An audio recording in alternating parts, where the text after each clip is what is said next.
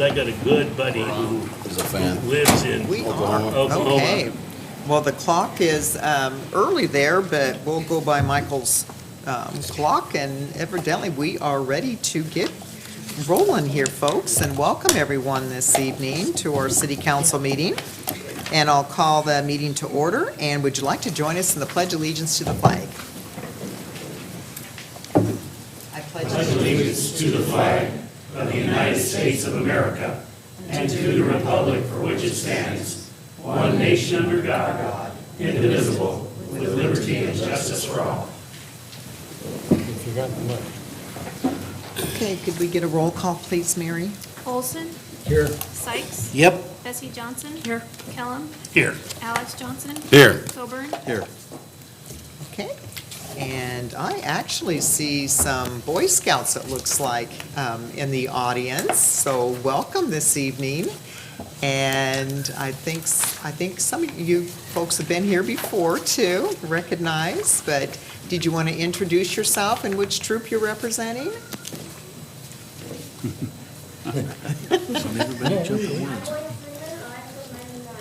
From 99, Troop 99. We are Ray 99 from Troop 322. 320, okay, 2 troops tonight. Well, welcome, boys, so thank you for attending.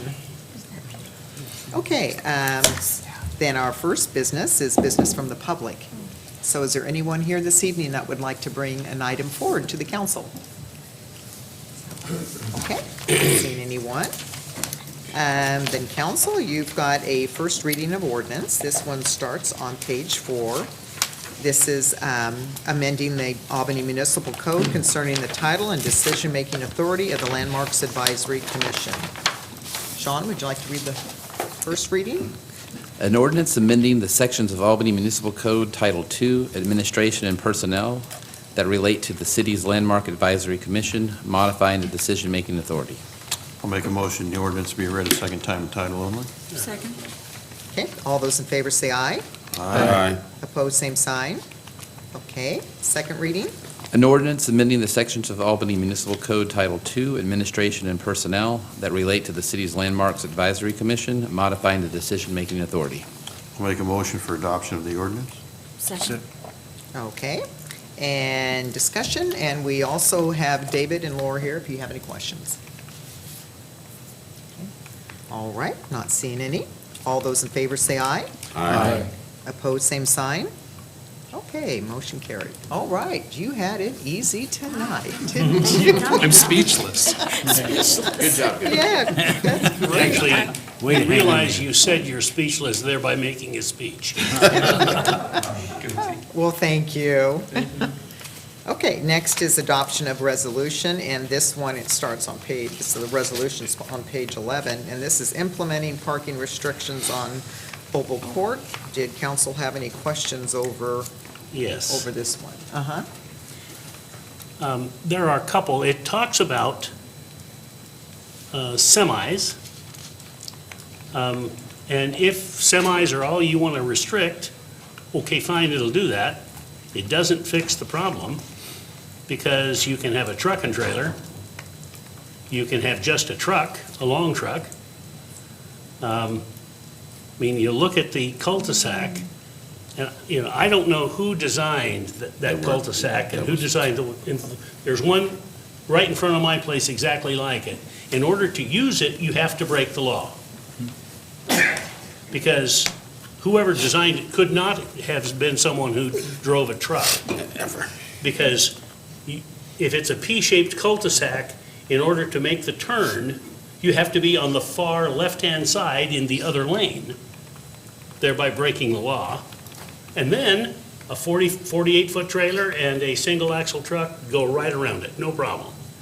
If you try to do it the other way, you will run over the curb at least once, and probably on the other side too. I mean, if it was a cul-de-sac the other way. Anyway. What would you recommend? Well, at this point, do we want to just say no truck parking? But we have to be careful because he has FSA coming in. He has probably Cisco systems. The others may have something that they turn around and unload things. I have no trouble at all putting restrictions on it, but I think we want to make sure there are restrictions that work. Well, it does say a 2-hour minimum parking restriction. Right, and that part works. Yeah. It's the truck part that a fifth wheel is illegal, but a truck and trailer aren't. It's a the way it's written. semi-trucks and trailers. Fifth And wheel or truck trailers. and trailers. So the interpretation could very easily be fifth wheel trailer, because you could have a wagon trailer, and a lot of truck and trailers have wagon trailers. It's not a fifth wheel. It's all one, just has a bearing. What if it were striped with, for parking spots? That would, if you just, if we just striped it for regular parking spots, Yeah, because nothing wrong with the It pickup. would. Nothing wrong with the pickup parking. Yeah. You say no trucks, and I'm thinking, wait, what about a pickup? but just saying no trucks, no truck parking would take care of it. You don't say fifth wheel, you don't mention what kind, so it's all inclusive. I'm just wondering about parking spots and then yellow curb where there's no parking. My question my concern is that, so that truck comes in, does a turnaround, but what about the deliveries to that hotel? A tractor trailer couldn't come through that as far as egress to get out of that parking lot, because that's a sharp turn there to get out of there. How are they gonna deliver materials and things like that for the hotels? If there's parking, No, I'm talking about for semis, because if they can't use that cul-de-sac, where are they gonna deliver to? No truck parking, No parking. I think they could can use it for delivery. yeah. Yeah. It's not unlike you see a Right. rig park right in the middle of Meeting. First Avenue Yeah. sometimes. Because it wouldn't take them more than 2 hours. Right. You're not parking at all. Right. When you're doing that. You got your He's flashers getting on. in, he's leaving. Leave his They flashers could, on. they could pull in, they could pull into the other parking lots to do that. I mean, I want to make sure we don't do something that then restricts them from receiving freight. Right. I'm That's gonna my guess we're all concern. on the same page, but I think staff maybe needs to, Wordsmith. well, Because they could have egress here. give some thought to striping it and yellow curb and. I think they can still do the resolution to give direction. It just depends on how staff writes up, or puts up the sign, wouldn't it be? Well, How the wording what's is on on it? the sign? I don't have anything to share on this. Ron wasn't available to come tonight, but there was a desire to expedite it rather than wait for Ron's availability, so. Well, Yeah. I'm sorry, but Stacy just texted me, or she said if you stripe it, you'd probably have to add accessible spaces. Oh. So you'd lose some Don't wanna do that. functionality. because there are accessible spaces in parking lots on both sides. Yeah, right here. They're not needs. Well, the other thing would just be proceed with what staff has proposed, and if it doesn't work, then it can be tweaked. Well, Yeah, I'd that's say, true. let's proceed and let them do it, and let them wordsmith the The language. yeah. the language so that, on the sign, so that it does not restrict deliveries. With that Yeah. codicil, I think I'd say they can move to get the approve. siding. Yeah, because, what Mr. Mitchell wrote in, Yeah. the letter to Ron, he said it's just been happening so often that, Yeah. trucks would just stay there forever, and it obstructed the view, it took up parking, it just, and he just would like it before the summer is done, and I'm the one that Well- asked Ron to expedite it because, Well, the view, I mean, if a Consolidated Freightways truck is awful, an FSA truck or a, Yeah. somebody else's truck is also awful. yeah, exactly. I can't say that Ron does support the request. Yeah. He has evaluated it and supports the request. And I can also say it's a really big deal for the Mitchell family. I Sure. spoke with Yes, it one of the is. family members tonight. They're very hopeful that this goes through tonight, so they can move forward. Me too. So I'll make a I think I motion heard a for- motion. He I did, did. he did. Okay, With Rich the did it. codicil that staff would wordsmith, well, believe it, That's the- wordsmith you the guys. language on the sign so it does not restrict deliveries. I'll second that. Deliveries Okay, only. Thank you. motion's been made in a second, and For when it came to the design of Opal Street, all of that land used to be cities, so we had sold it to make sure that we had a nice restaurant in there in the hotel, so, but it does look like we kept that as a city street from that, Well- with it. Okay, any other questions? Any comments? So, okay, all those in favor say aye. Aye. Opposed, same sign. Okay, motion carried. Thank you. All right, thank you. And then next is award of a contract, D&I excavating for the Belmont Avenue area water line. Any comments on this one, Jeff or Stacy? Stacy's here tonight to take this. So we don't have the Belmont disease with this? You know, asked to do something and it happens in 2 years? Culverts. 2 culverts wash out on Belmont Avenue, took 2 or 3 years to put them back in. forgot. That bridge? Mm-hmm.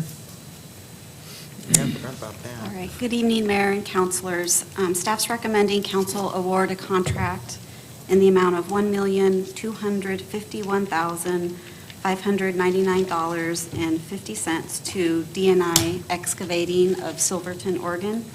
We received 8 bids for this project, ranging from the low bid up to approximately $1.7 million.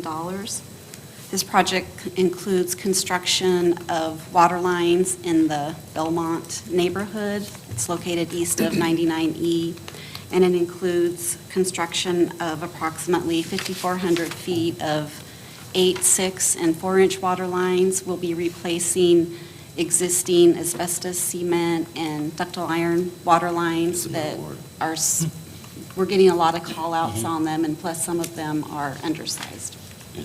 You said east of 99, Oh, west. west, West of Good 99. catch. west of 99. That's right down, that's not too far from my house, yeah. Yeah. so.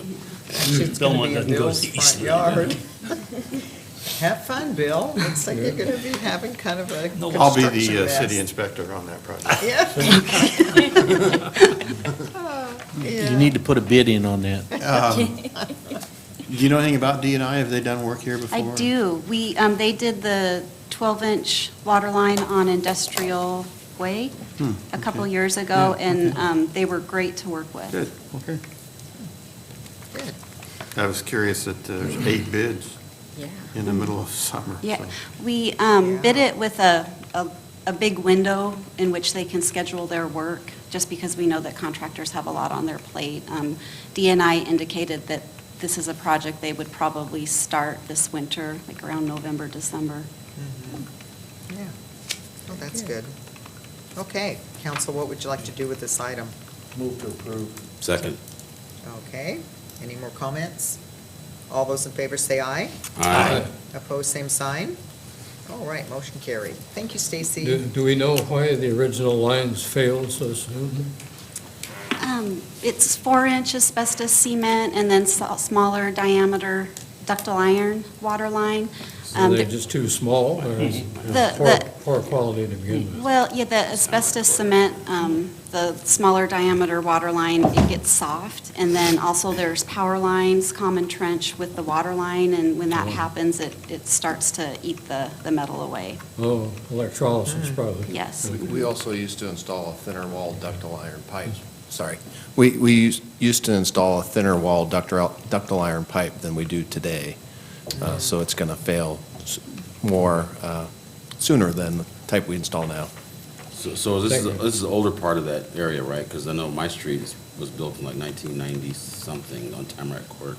So all these streets are going to be done at that one project? The ones that are on this thing here? All these, yeah, okay. The dark lines. Yeah, the dark lines. Yeah. Yeah, okay. Yeah, that's why it's co-located. Okay, Thanks, Stacy. all right. Thank you, Stacy. Next is adoption of a consent calendar, and this also runs on the backside too for E1. So if there isn't any items that need to be pulled off this evening, I'll entertain a motion. I'd like to remove D3. D3, okay? Wait, let me take a look. Any others? I guess, A, we're going to send Daniel Sullivan a letter of thanks. Yep, I already just signed You it. did that? Mhm, Thank you. yep. I'll make a motion for adoption of the consent calendar with the exception of item D3. Second. Okay, all those in favor say aye. Aye. Opposed, same sign. Okay, Bessie, D3. Okay, on the minutes for the work session, it says that I'm absent and not excused, and I noticed that, I don't know if Counselor Sykes was excused also, but we're both just marked as absent. Oh, okay.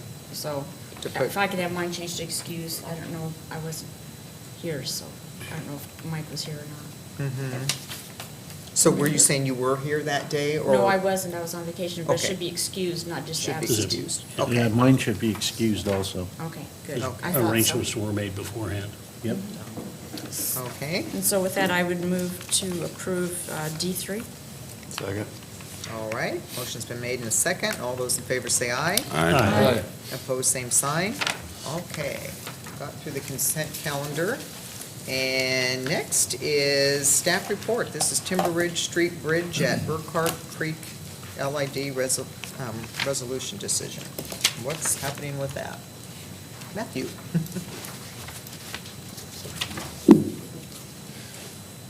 Good evening, Mayor and Councilors. So I'm here tonight, as you had mentioned, about the bridge improvements for the Timber Ridge Street at Burkhart Creek. I've been before you several times on this. Originally back in May, late May, May 22nd, I believe it was, we brought forward a resolution for council to pass, which would form the actual LID, which at that time council elected to suspend that decision to allow staff time to work with the developers in order to build the bridge privately. We've been working with them over the last several months to develop a infrastructure funding agreement, which has been before you previously, and you've authorized city manager to sign once everything was in place, which as of today, we actually have the executed agreement by all the developers. It is ready for city manager to sign. So the next kind of Matthew, can step. you move the microphone closer? People are having a hard time hearing.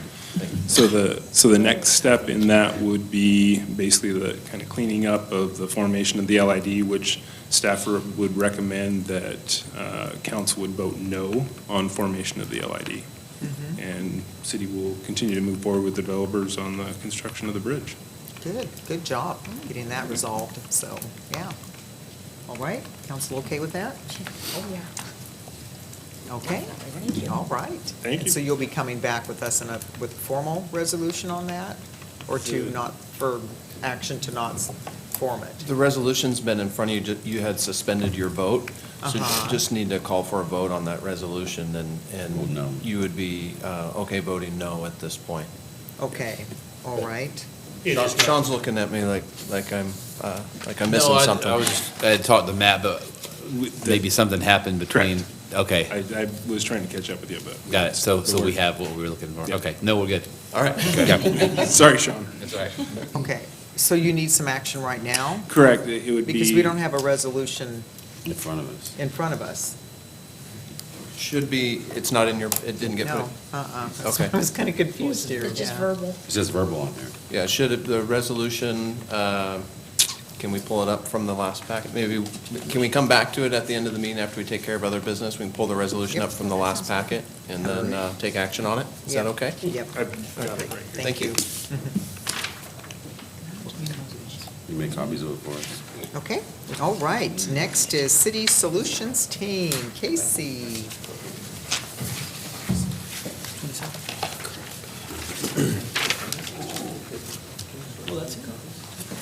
And Marilyn.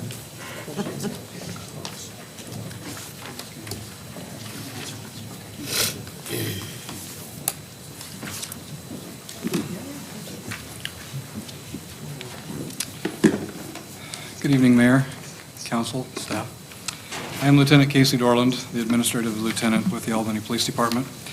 My reason for being here today is to give you just a little bit of a background on how the City of Albany, and actually representing this very council, has been addressing the homeless situation within the City of Albany. And to start with, I thought I'd just give you a little bit of a backstory, a little bit of talk about from whence we've come. Sometime back near the end of 2006, this city council directed the City of Albany staff to work with members of a large camp called Boondoggle at the time. It was located near Simpson Park, out by Talking Waters. It was quite a large and quite established camp, about 40 residents there at the time. The city had obtained this property as a conservation easement, as associated with Simpson Park, and needed to have that area, due to the damage to the natural area, concerns by constituents of their fear for just the people living there. They didn't know what to expect from them when they were in the area. So because of this, this council asked city staff to work with that group to disband that camp and to clean it up. At that time, that was near the end of 2006. In early 2007, that began to take place. Actually, our own Mayor Canopa worked diligently with our police department as well as Parks and Rec to develop a rapport with the folks that live there, and developed an action plan for helping them move out of that particular area. And out of that effort, which was actually a prolonged effort, service providers within the City of Albany partnered with city staff and began working with city staff to make awards, make arrangements for the members there and get them back on a path towards real housing, and making arrangements for them to potentially live more productive lives in more of a mainstream part of the community. That translated shortly thereafter into the development of what's now referred to as the Heart Board. The Heart Board came into, actually it was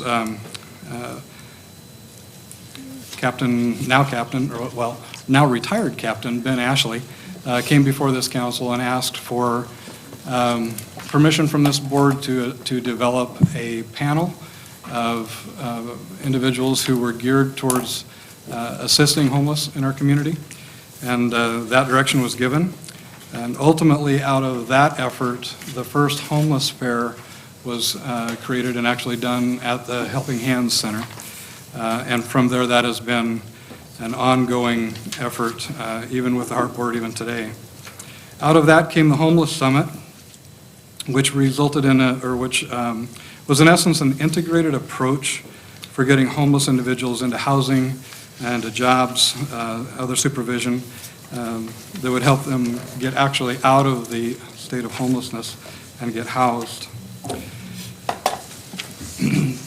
Once the Homeless Enrichment and Rehabilitation Board was established, it has held, we as a City of Albany, the police department as well as the manager's office, have held a seat on that board since that time. And however, as time has progressed, the Heart Board itself has changed in staff as well as the Albany Police Department. And there have been a lot of changes in the focus of that particular board. But the particular resource providers are still on task and doing what they can as individual groups, and they still meet regularly. And the Heart Board philosophy back in 2007 was, first was a prevention and intervention, second was permanent housing and support services, and third was system improvements. That has, over time, continued. However, the shoe leather approach from the Heart Board has tweaked just a little bit. And yet, since that time that we first went out and made our first visit to Boondoggle, disbanded that camp, the problems have continued, and as far as homelessness and the unhoused here in the City of Albany.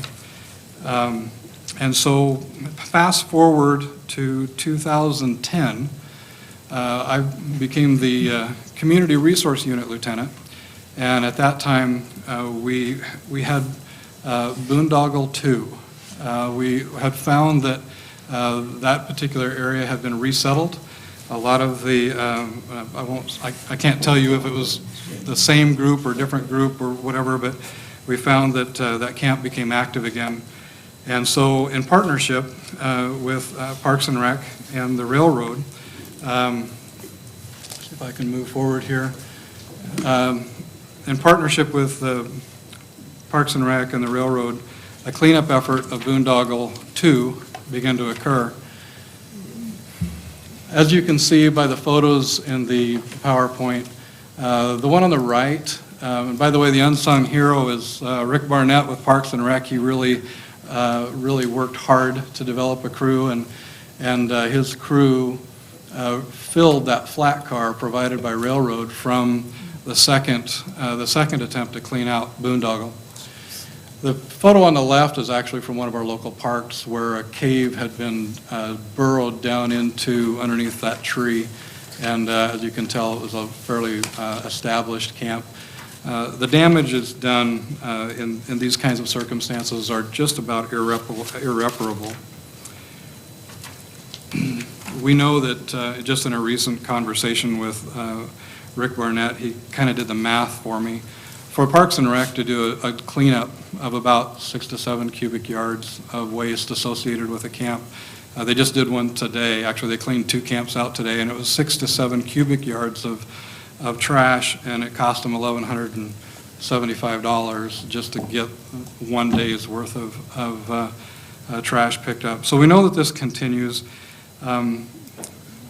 Not to be insensitive, we know that there's a huge impact on the individual who is homeless. And we know that the cycle of homelessness can be passed on from generation to generation if it continues really without some form of intervention. And of course, the public cost of repetitive resourcing is astronomical. And I give you that history just a little bit so you know that we've been at this a long time. A lot of popular media talking heads want to say that different government organizations aren't doing their job, they don't care. There are a lot of things that they say, but I want you to know that your police department is very much involved. We've been involved and we're in the game. We have been for a very long time. And we know that this impacts not just us, but the individuals themselves who are actually living this lifestyle.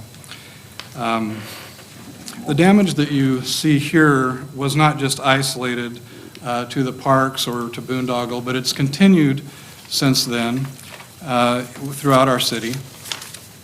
And again, during the same time frame of about 2010 to 2015, while I was in this position with CRU, as a city, we tried to deal with the aftermath of Boondoggle 2. We had a lot of our homeless folks who moved into the downtown area. They took over this gazebo, which, as you can see, it's a familiar landmark with the City of Albany. At the time, Parks and Rec actually paid for a portable toilet to be parked next to that. Sat there for some time. Ultimately, though, because of the abuse that the gazebo took as a result of intoxicated individuals using that for a place to drink, we found needles. They completely destroyed the portable toilet, and they moved out from there along the canal. We received complaints of the homeless living in shrubbery, defecating in people's yards along the canal, leaving needles, and so forth along that area. Ultimately, the decision had to be made to actually close the gazebo as being unusable for the public. It is a landmark, so nothing else has been done with it because it's been there for so long, but it's really just a visual landmark at this point. What we found around that particular area was continued public urination and defecation, needles. We had a lot of issues with pedestrian versus traffic in that particular area as they'd cross over to St. Mary's to get food. A terrible problem with littering and, of course, trespassing onto property owners in the area, business owners who would complain. Ultimately, because of the damage to the gazebo and the toilet, the actual toilet itself was removed because we found that they had, even though it was there, they had moved on to the underpass. During that time, I worked with ODOT Actually, former city manager Wes Hare was point on that, working with ODOT to get the fencing up underneath the overpass because of the fecal matter, and that area was so bad we actually had to lime it to clean it, and that didn't seem to deter them much. They moved on into the train station, and to the point where the train station had to begin locking their restroom facilities there, and actually put up cameras because of the damage that was done, and again, issues around that particular facility and along the trail on over between the railroad and the Cool Pool there. So it's been an ongoing issue for us. We've been on it. We've been trying to work with the individuals that have been living this lifestyle in this particular area. And as a result of this, there have been a lot of proactive activity with the city. There have been some ordinances that this council has passed that has allowed us to address some of those issues directly at the time. And as a result, I think if you drive through our city, really compared to many of the other cities in Albany, you can see that we have a really clean city. We really do. We take pride in it, and your police department takes pride in it. About March of 2019, I guess, we decided that there had been some management turnover within the police department, and we hadn't been as active on that HART board as we would have liked.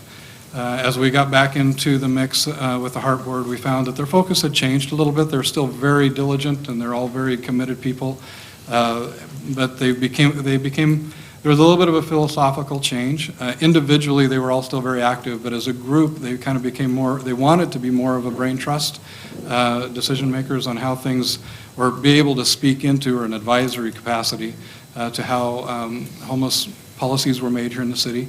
And of course, you know, we're doers, police department, we need to see results. So the chief came to me and asked me if there was a way to put shoe leather to the hard work being done behind the scenes by the HART board. And so thus the City Solutions team was born. Marilyn Smith and I got together, we began talking about how we could do that. And ultimately, the timing worked out to be really well for us to partner with Chance. And the director for Chance, Jeff Blackford, is actually here in the audience. Later, if you have any questions about that particular program, he's willing to field questions from you later. So the plan that we put together for the CST was basically, the City Solutions team, was an effort to put shoe leather to getting people who either identify as homeless or addicted into services in as much as we can immediately upon contact. As you know, police department is a 24/7 business. In large part, probably the majority of the calls for service that are related to transient activity are complaint driven. Somebody in the community has called us and said they have a need. There's somebody either acting strangely, they're fearful because of the way the person's acting, maybe the person's trespassing. There's just so many reasons that we would get a call along these lines. However, we didn't have a mechanism in place to immediately move them into services when we make that contact. So that became the driving force for the City Solutions team, when that was to educate people that are shoe leather people within the city staff, and that could be with the police department, the fire department, public works, parks and rec, any division within the city that comes in contact with our public, to empower them to get services to these folks that they interact with in the moment. Chance readily agreed to be our navigator. That's the term we're using for them. We needed them to be somebody who didn't necessarily act as an advocate in the moment, but to act as an advocate after our job was basically done. So they've agreed to do that. Jeff has spearheaded that, and Chance has been able to obtain some sustainable funding for that. They staff a phone line 24/7 for us. So this is the way it works. one of our officers may get a call or a complaint that deals with somebody in the roadway, who knows what the complaint might start from, but ultimately it leads that officer, the Public Works employee, the Parks and Rec employee, to have a direct face-to-face interaction with somebody who identifies as either homeless or addicted. The instruction or the training that we're giving our staff is do your job. Whatever it is that you've got to deal with up front, take care of business, but before you walk away, ask them, because it is voluntary, ask them if they would be willing to talk to a Chance representative. And if they are willing, Chance has agreed to come meet us curbside so that we don't walk away and leave that person with a phone number or a card or hey, you know, some appointment time down the road. But we have the option of having, if they're willing, to actually bring Chance curbside to talk to them and try to do an immediate intake right then. Identify what their initial issues are, whether it's a matter of homelessness, whether it's a matter of addiction, whether there's a mental health issue on board. And then those staff members will then navigate that individual from that moment forward into services. And of course, the Heart Board, the Greater Heart Board, because they represent all of the various organizations within our community, and there are a lot of them. They are still kind of the outer side of the wheel. They're still the tire where the rubber meets the road. But Jeff Blackford and his team are kind of the spokes. They kind of get those folks out into those services in the moment rather than waiting until later. So the focus of the City Solutions team, I went the wrong way, there we go, is to reduce homelessness, create a path out of addiction, and provide a path into mental health services. So in addition to Chance, they're also partnering, we have the community paramedic with the fire department, and we also have Lynn County Mental Health on board with this. So if the officer or the city employee identifies this person as having additional needs that may be outside of the scope of what Chance can immediately provide, these other folks can respond as well. Curbside to help us address those issues in the moment. These are just a few of the community partners that the City Solutions team partner with. As you can see, Chance is at the top of the list because they are our navigator. Now, one of the things that we have to be careful with programs like this is police departments don't want to track people. That's not our job. That's not our role. So Chance has agreed to take that on. And because of the HIPAA requirements associated with that kind of thing, there's only so much information we can get back. But the information we can get back is geared towards knowing that when we make a referral, something is done with that. So he's agreed to come back to a monthly meeting and talk to the members that represent this list and say, we got this many referrals, and this is what we did with them. So here's an example of what that looks like. These are the most, now these, we had a little bit of a rough go like anything. Anytime you start something new, computers don't do what they're supposed to do, and so our numbers are not 100% accurate here. We know that this is actually on the shy side of what's actually been done. So between April of this year and July, we've made 33 referrals to Chance. And just a couple of the things that Chance has done with those referrals. They've provided identification for 3 emergent housing. They've provided for 2 bus tickets. Several of those were for out of state. They had a job or they had housing, they had a place to go. They just didn't have a means to get there. So they provided that. Treatment support for 6, and then basic needs, the immediate needs of food, water, clothing, those kinds of things. They were able to help 23 people with that. In 2019 alone, just in Lynn County, they've assisted 95 people and spent over $11,000 of their funding for that purpose. Kind of a feel-good story for you along these lines is they had a 30-year-old male who had chronic alcohol and drug issues, as well as mental health issues. In the last year, he'd had 5 jail visits and 9 emergency room visits, all in 2019.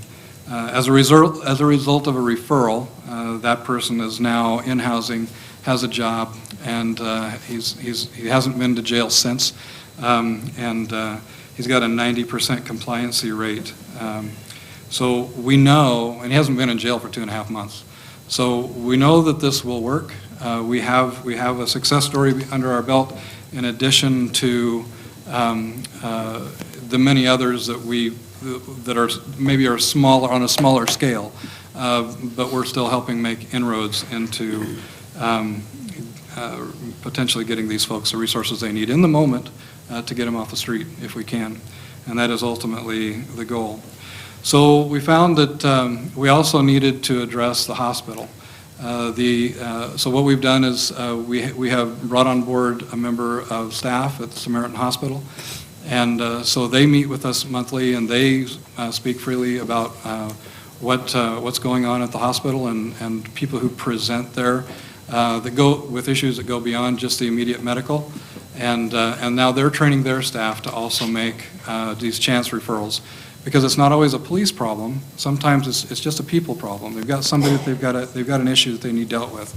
We don't need to have the police, and oftentimes the fire department brought in for that. They can go. The employees there can actually directly refer them to Chance, and then Chance will respond curbside to the ER, take that person back to their office, or work with them curbside if that's where they're comfortable, and do an initial assessment and an intake at that point, and arrange for services, or identify what the services, the need is, and then go from there. So what comes next? We've been in talks with jail command staff, with Lynn County Jail. Our goal is to expand this into their front door. We know that that these folks often do have interactions with law enforcement agencies, not just ours, and as a result, warrants are issued, the arrests are made. But when they go into the jail, we don't want to lose track of them. So if for some reason a City of Albany police officer makes an arrest, and it happens to be somebody who identifies as homeless or addicted, and somehow during our interaction, for whatever reason, we miss it, we're working with jail staff to train their staff to make these referrals as well for these folks at the time of release, so that when they come out the front doors at 2 a.m., they're not just released into the community without somebody there waiting for them with a direction for them. Signs of Victory just across the street has offered to make sandwiches and keep them on hand for those folks who may be released in the middle of the night, need some food, to try to negate the potential for what I'll call a survival crime. Maybe they're coming down from whatever they might be on, and that's making an assumption that the individual I'm talking about has that problem. It may not be the case. They may just be hungry, and so they may commit some other kind of a survival crime.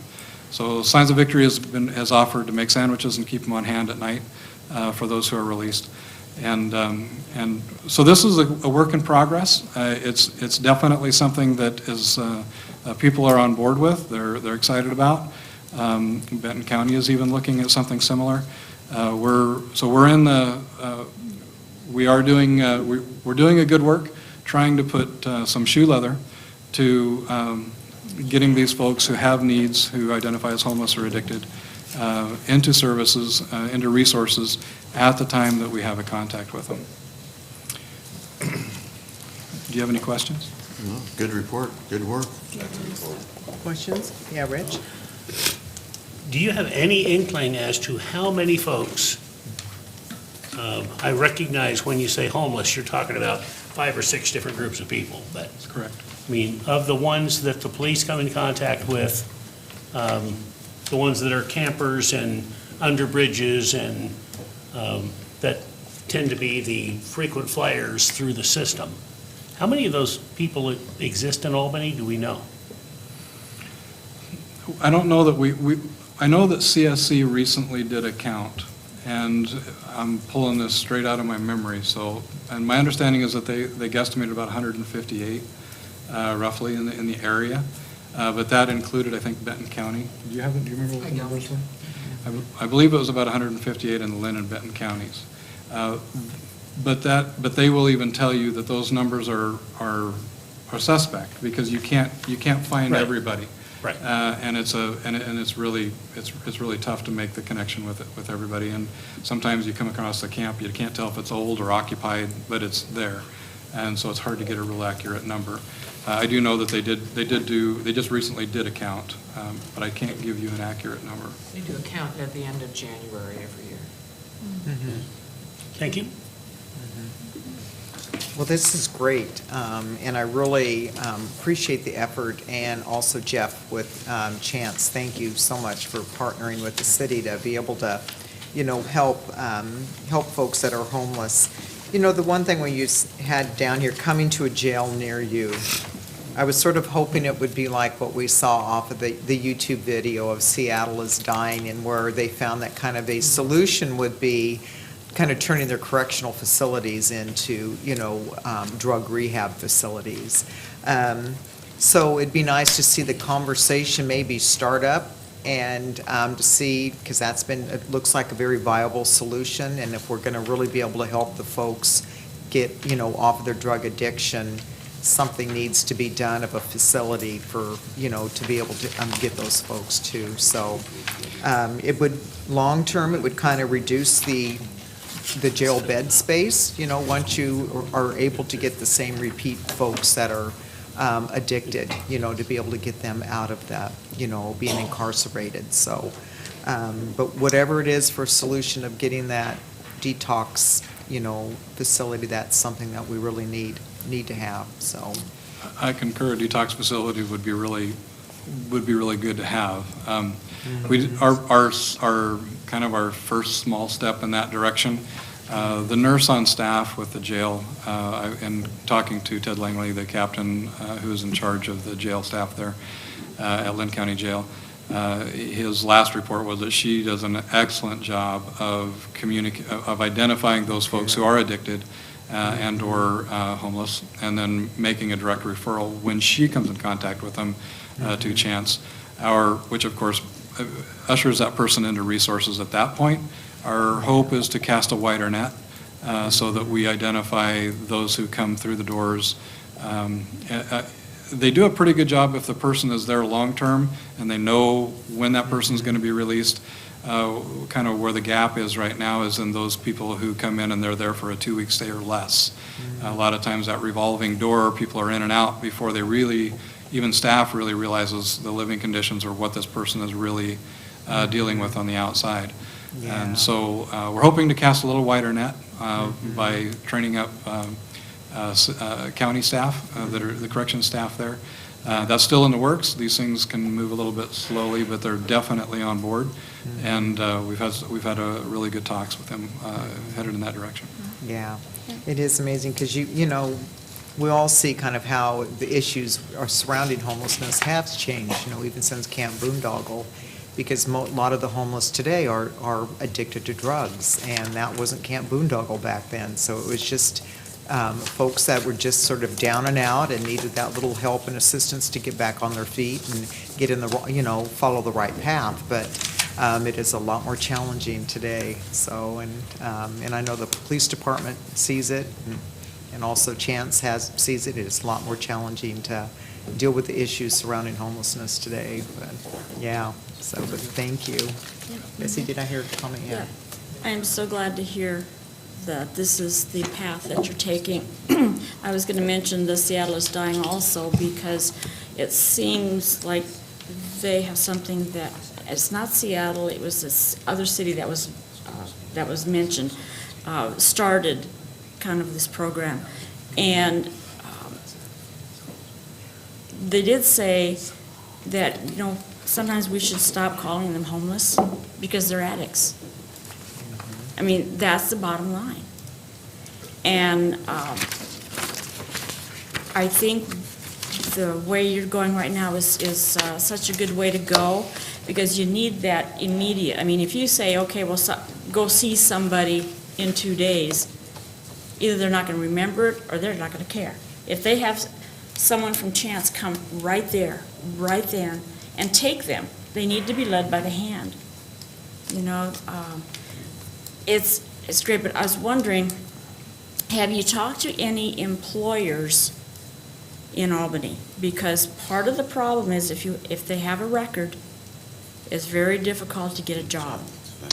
We're actually really fortunate because Chance has made inroads in that area. That's good. And they develop those opportunities as well. And keeping in mind that we also still partner with, through this effort, Chance actually maintains a bed at Helping Hands. As you may know, that they have business hours, so after about 10 p.m. they close their doors.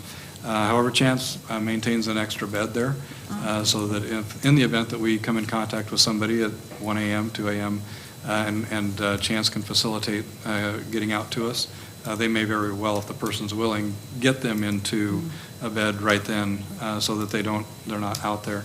As far as this individual I just shared a little bit of a story about, that was actually the result of Chance's interaction with that person, getting them a job. And working with them so that they could get some employment. You know, I'm glad to hear that because it's not just the police department. It's not just Chance. It's all of us, you know, have to be involved in it. You know, like what Marilyn and Chris do for the code enforcement. Even that helps because when they find these houses where they're inhabited, they can, I know Chris does give the people living there opportunities or ideas of where to go, what to do, and you know, I think we're on the right path. And if we can just not just consider them homeless but addicts, I think we're going to be ahead of the game. And you know, when we talk about all this low-income housing and stuff like that, we got to have it. That's not for these people because they can't even afford, saying is, it can't even afford to pay attention, you know? And so they need the help to get a place to stay, someone to monitor them, you know, babysit them is what you have to do, and then get them a job, and then they can afford maybe something. So I think this is just great. Because I know the Heart Board, the Heart did good work, but I think this is a better path. I really do. So thank you. You're very welcome. And the Heart Board, just to be clear, the Heart Board is still intact, and yes, and the folks that are on that board they're still doing a good work. They're all coming together and communicating. We just needed as a police department to be able to put shoe leather to getting the folks that we're interacting with into the services that those folks are providing. Well, and I can about imagine how you feel when you find someone on the street like that, and you might take them in, but you know they're going to go right back out, you know, to where if you could at least stop the path just a little bit, put a little speed bump in it, and maybe it'll help them. So thank you very much. Okay, all right, okay. I think there's one more. Would you two stay there for a second? Sure. And Chief Latanzio, would you join me? Marilyn, that look. I think everybody in this room knows the magnitude of the challenges that you guys have set about facing. And you've done a real good job of pointing out how many people are actually involved in this effort. But Chief Latanzio and I wanted to take time to recognize your leadership in putting this all together. So let me read this letter here from Chief Latanzio and myself, Peter Trotzen, City Manager, to Marilyn Smith, Management Assistant and Communications Officer, and Casey Dorland, Police Administrative Lieutenant. Subject, letter of commendation. Towards the end of 2018, last year, Ms. Marilyn Smith, Lieutenant Casey Dorland were asked to develop a program aimed at bringing resources to people in need. The objective was to reduce homelessness in our community, along with a number of repeated calls for emergency and non-emergency services. They developed a plan that encouraged city employees to intentionally create a gateway to services for people they encounter who are in need during initial public service contact. Ms. Smith and Lieutenant Dorland developed a resource group called the City Solutions Team, which you've just heard about. CST is made up of personnel from police, fire, public works, parks and recreation, the city manager's office, Chance Recovery, Lynn County Alcohol and Drug, Lynn County Mental Health, Samaritan Albany General Hospital, Lynn County Sheriff's Office, and Albany Partnership for Housing and Community Development. CST meets on a regular basis to discuss any issues they encounter and work together to get individuals in crisis the help they need. Chance Recovery is the navigator of services, and when a city employee comes across a person in crisis, Chance will often respond to the scene and transport the individual to their office for immediate assistance and to determine what resources they need. From April to June, at least 31 people, is what it says here, 33 according to your presentation, were resourced through Chance. On behalf of the City of Albany, we thank Lieutenant Dorland and Ms. Smith for their diligent efforts putting this team together. Without their insight, this program would never have taken place.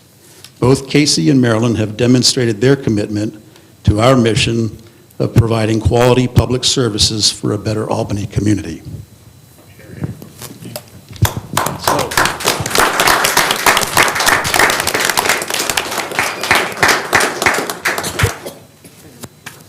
That got anemic real fast. Congratulations.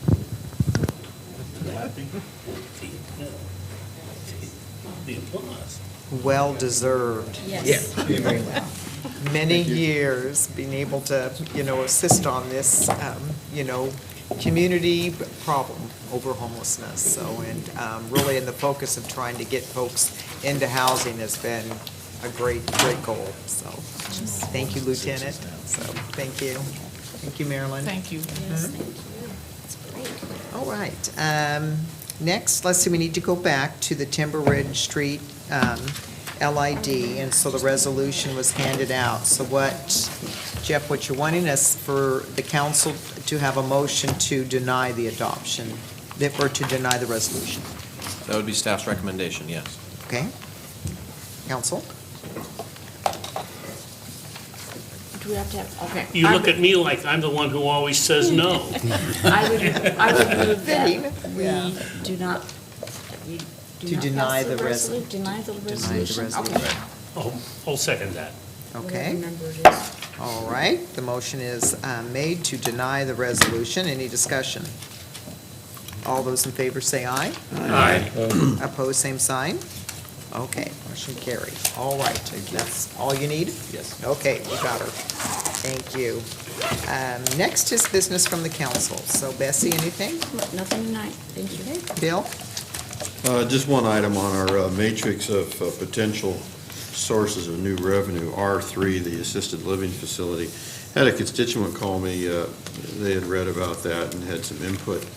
And as I understand it from Chief Bradner, that it's assumed maybe that some of these facilities have low staff levels and aren't even able to pick up a resident if they fall down and, get them back into bed or into a chair or whatever. And this particular individual that called me, his folks are in their third facility now. They've kind of moved from facility to facility for different reasons. But we had that discussion about staffing levels, and he said, that isn't accurate. He said, my experience is that a lot of them have a policy that they won't pick them up. Right. They will keep them comfortable, but their policy is to call 911. So I think moving forward, maybe there's an opportunity to invite some of these owners or managers of these facilities to a kind of a roundtable discussion and let them know what the problem is and see what the solution is and see, what could be done so they can pick them up. So, Councilor Colburn, I think the liability is what they're concerned about. Right. And another thing is that a lot of facilities I work with my business, some of these folks are pretty heavy. And when you're dealing with somebody that has a debilitating disease, getting them off the floor into a chair, back in bed, it takes a lot of work. So my thing is that I talk with several executive directors on a weekly and monthly basis, and they're basically saying that the staff is being trained that you call 911. I did find out today, this morning actually, at the Salem Hospital, that Marion County charges $150 per event like this non-medical rescue type event. And so it's a concern in Salem, and I know that the executive directors I talk to at some of the facilities that I work with, it's a big concern. So, yes, I would like to have put together a group of these executive directors that I work with here in town to get their feedback on it, because it's an insurance issue, and the liability is important, because if they try to help someone up and they break a hip or they break a bone, they may be found financially liable. And I'm not a lawyer, but I got one sitting over here, but I would definitely consult with Sean before I, start putting that group together. Right, yeah. And which happens to our own firefighters too. Right. On them, straining their backs too, Right. and it's hard on our own employees, so.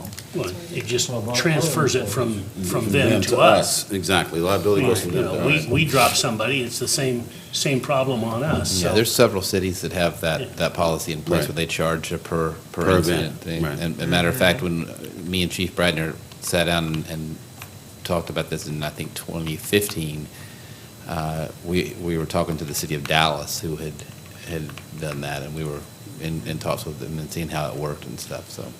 So the first Tuesday of the month at the Albany General Hospital, I attend a thing called Senior Service Network. And it's literally 30 to 40 people that either manage or direct the activities of an assisted living, independent living, memory care, hospice care facility. And we meet every month at the Albany General Hospital. And I was one of the founding members of that getting it started. And a concern is the one with the non-medical lift and stabilize. And also, in the memory units, is these people getting attacked by people with memory issues. So there's a whole myriad of things out there that we have to deal with, and as a city, if we could figure out a way to help those facilities, or figure out a way to train them, or something to help with that, alleviate the stress on the fire department. Well, and to that point, though, I mean, these folks are accepting patients who have anger issues, or they weigh 600 pounds, or whatever it is, that the challenge is, they're getting paid for that. Well, And what they're doing basically is transferring the expense to the taxpayer. and liability. Yeah, and the liability. So, we need to come up with a way to either get them trained to do it, or we do it and charge for it, some way so the taxpayer is not supporting somebody so they can make a profit. Right, and That's not in our case with my in-laws, is we were being charged $1,050 a month for their mechanical lift for my father-in-law, and they never used it. They Right. couldn't get him on the lift, and the fire department had to come 4 times in the month to lift him up, but yet we were charged $1,050 for that mechanical lift. So they were getting a fee, but using our fire department. So that's where there's, there's kind of some, comparisons that need to be looked at. We need to be able to see what is Just going make to sure be it's more fair. fair. Yeah, Mhm, fair and equitable. So, you bet. Okay. Bill? Second thing, this same constituent said, what's going on first in Broad Albany, it's been torn up on the northwest corner for a long time. I did have a chance to talk to Stacy, I think she went home, but First in before Broad. the meeting. Yeah. And it sounds like they have a solution, and it's going, they're going to go out to bid next week, and already have some contractors Do they- interested. So- They hold us harmless. The legal part of it, yeah, we resolved Yeah. it, so it's the construction part they're waiting on now. So, anybody that's listening, maybe they would like an update as well, so there you go. That was it, thank you. Okay, all right. Dick, anything? Okay, Rich? A couple of things. We learned of a person leaving the planning commission, there's going to be another one leave. Mike Coos is going to be leaving. He and Stacy she got a job in Eugene, Oh, wow. and so they're moving down there, and he's coming back here to work on his stuff. Wow. But he won't be living here, so that's a concern. Remind everybody, tomorrow is the Fab Four, the Beatles type band. I expect a lot of folks my age and older. So if you're going to come down and you expect to have a handicap parking spot, get there early. We've got 5 extra that we didn't have before, but they went real quick last time with Chubby Checker. And this time around is going to be probably just as good or bad, depending on which way you look at it.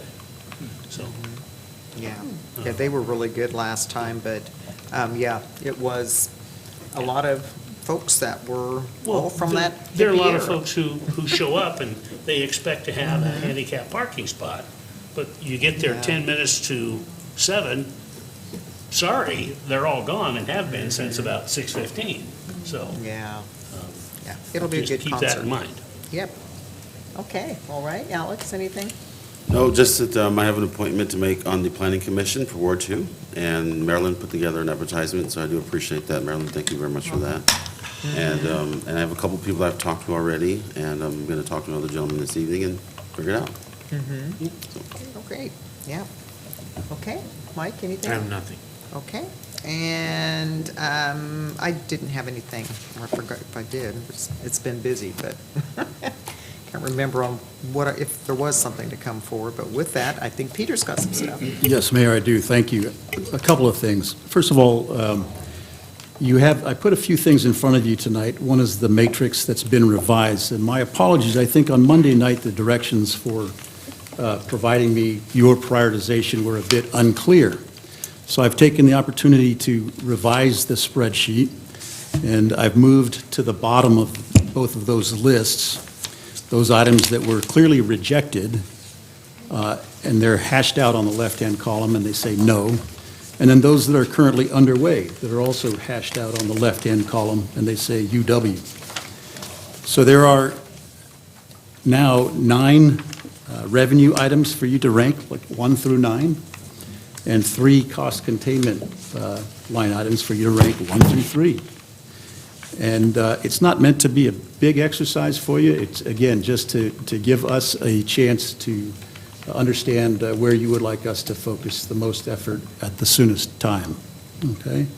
Are there any questions about that? Along with that, I put an email that I got from Rob Romancier, which provides the answers to the questions that you had on Monday about pool usage. Okay? And then the third thing you have in front of you is an excerpt from the minutes of the June 10th, 2015 council meeting, in which a motion was made to use directing the use of the proceeds from the sale of the old Jackson Street Police Station. And those are all for your reference. I wanted to welcome again, in hindsight here, or late in the game, the Boy Scouts. My son was an Eagle Scout, and I'm glad to see you guys here and learning about the city and what the council does. And then last, I wanted to read a nice letter that I got that you might like hearing. This is from a couple. I won't say their name. I can give you a copy if you like. But they say that we currently live in Eugene, Oregon. We've been renovating this little house, they gave the address here, for the last 2 years. We just wanted to communicate to you the pleasure of living here for this short time and working with the city and community. We love the area and the cooperation, helpfulness, encouragement, and attitude of everyone in the efforts to help complete this project. The attitude and welcoming kindness of neighbors has been amazing. The town and community leave a very pleasant and welcoming feeling. We've enjoyed the music in the parks and other activities. Just driving around, seeing the pleasant way homes and the downtown have been restored and renovated is so nice. We feel safe here, even though we're in a southeast neighborhood. Every town has its issues, but here they seem to be handled quickly, quietly, and efficiently by the police force. Our current other residence is some town to the south. I can only say it's very much the opposite of this in Albany. We have some obligations that will keep us away for a short time, but we look forward to returning and settling down here in Albany. This is a wonderful community to live in, like none we have ever lived in.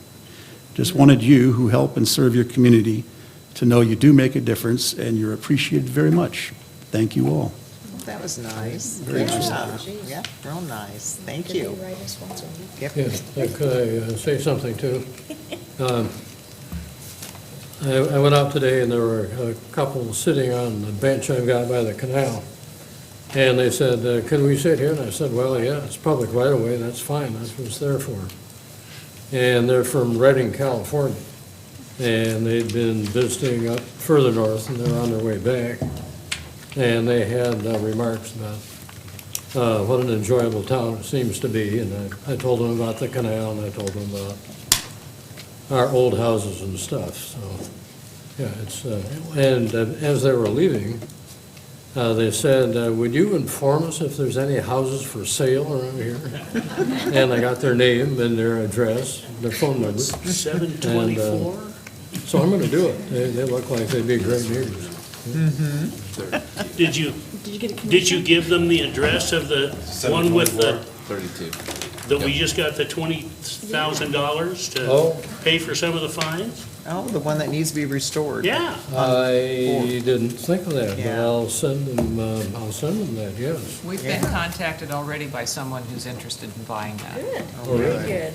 Well, Good, good. Everyone's having an auction. have somebody else and drive the price up. And just getting a commission. Oh, that's great, yeah. Good story. So, thank you.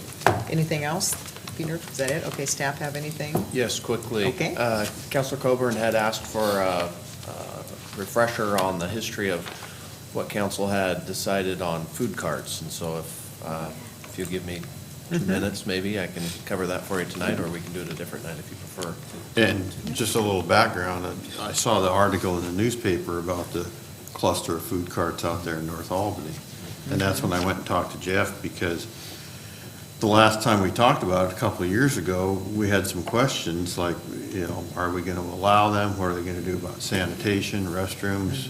How do the people that work there, you know, again, restroom facilities, and clean their hands and so forth? So, take it away. Okay, so we had kind of talked about it in two pieces. The first part was really just centered around food carts themselves and whether council wanted to initiate a process of developing really more specific or stringent criteria around food carts. We spent some time talking about that, and council at the time decided that it wasn't something that wanted to take on. It's examples of those types of discussions in other communities were multiple-year processes. And there was a decision that the current processes that we have for food carts would be sufficient with a few tweaks. So the two current processes that we have are a temporary merchant license, I think, are 30 days. Marilyn will tell me if I'm wrong. Yep. And people can, move around town if they wanted to under that approach. The tweaks that we made to that process were better coordination between departments to make sure things like waste and those types of things were being dealt with appropriately. And then the more permanent type of facility, which would be to go through a site plan review process and the development code and have what are essentially more permanent type facilities. Move forward in time, we went through our code audit project with the development code, again, food carts and food cart regulations, and some other similar type of, I think we classified them as emerging issues or something like that, were considered in the context of all the other things that we had to address in our development code, and through that ranking, they fell down pretty far on the list as far as what we were going to take on at that time. So council, again, the second time decided that that wasn't the highest priority issue to be working on at the time. So it gets us to today and the development in North Albany, and they had elected to go through that more detailed permanent process through our development code. They're wrapping that up. So they could get their food carts open. They went through the temporary merchant license process. They had coordinated with Benton County to get necessary approvals there. And the layout there is essentially, if you think of like a trailer park where each spot has its own sewer connection, has its own water service, the same thing there. So they have a master meter that comes in, serves the site for their water. They each have their own water connection. They also have their own clean out for a sewer connection. There's a grease trap at the end of that. Grease is one of the things that we talked about as a concern. So they're set up just like any other permanent type of facility, but they have food carts on site. It's a pretty neat place. If you haven't been there yet, you should go check it out. But that's the history. That was over 2 minutes, wasn't it? Thanks. Over 2 minutes? Yeah, I think it was. That'll be a Okay. $30 fine. Okay. Thanks, Jeff. Okay? Hey, you You're gotta welcome. raise some money somehow. That's right. Yep, thank you. You're welcome. Okay, okay, staff have anything else? See, I do have a question about, are we supposed to rate these 1 through 6 or 1 through 9? There's 9 of them, right. So you can do 1 through 9. I'd appreciate 1 through 9. 1 through 9, oh, okay. I'm gonna put 6 on all of them. And the other one, 1 through 3? or- And the other one is 1 through 3, correct. So you these by next work session, or just one? Yeah, when you can get it to me, then sooner the better. Next work session isn't until the end of August. See you before that. That'll give me enough. So, It's the next is the 14th. Is So I the think mine was reg- 1 through next 6, regular yeah. meeting. August, yeah. Okay, all right, anything else? Okay, with that, our next meeting is August 14th, and with that, we're adjourned. Thank you.